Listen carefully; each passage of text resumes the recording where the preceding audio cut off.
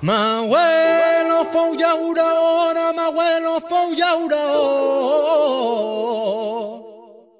No faltarem mai les bledes.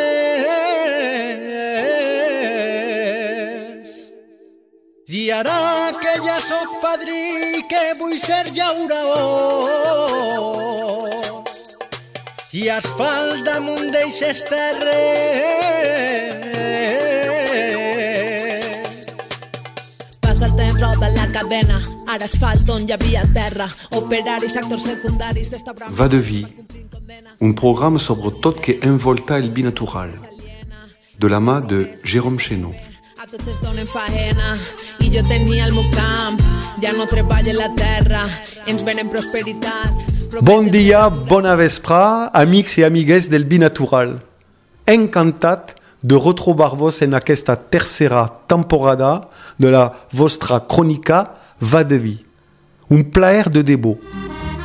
Continuarem presentant vinyaters i cellers, tant del País Valencià com de fora, que mereixen una atenció especial. Un focus que ens permet aquest espai a Radio Pego i també a les plataformes de streaming. L'efecte colibri. La setmana que ve parlarem de permacultura en 2 capítols.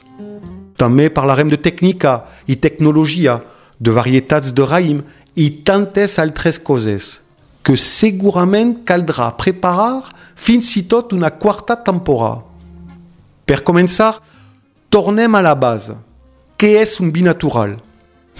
O millor dit, que no és un binatural. Si un formatge de llet crua és formatge, què és un formatge que no és de llet crua? El mateix amb el pa. Què és un pa que no és de massa mare? Doncs, un binatural és això.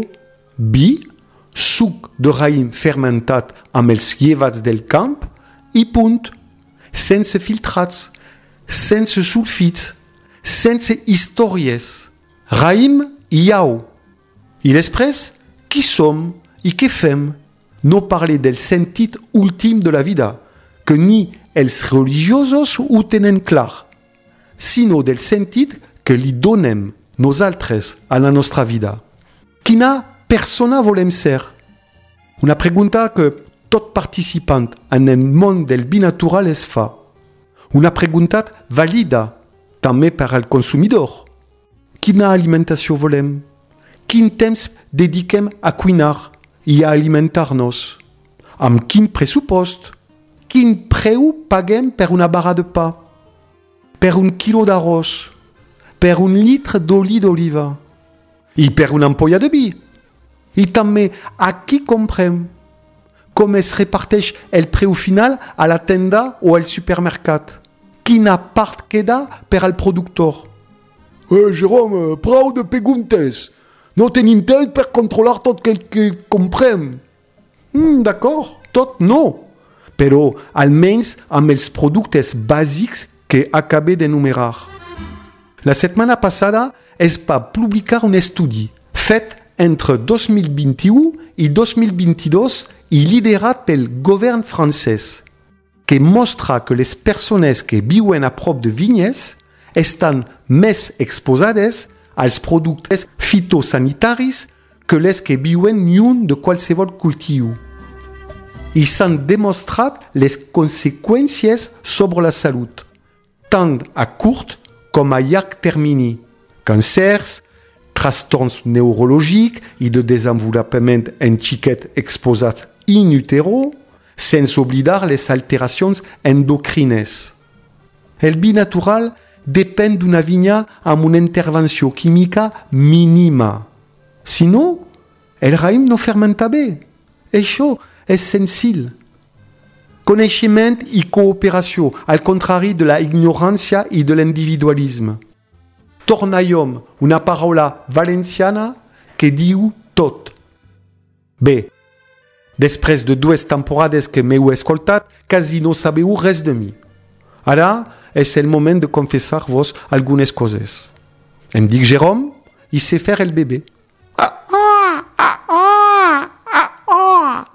També el gat vellet. Vale, gracias per escoltarnos y per suportar el meu accent horrible. Si teniu comentaris, podeu deixar-los al web de la radio, radiopego.com. Salut i vi!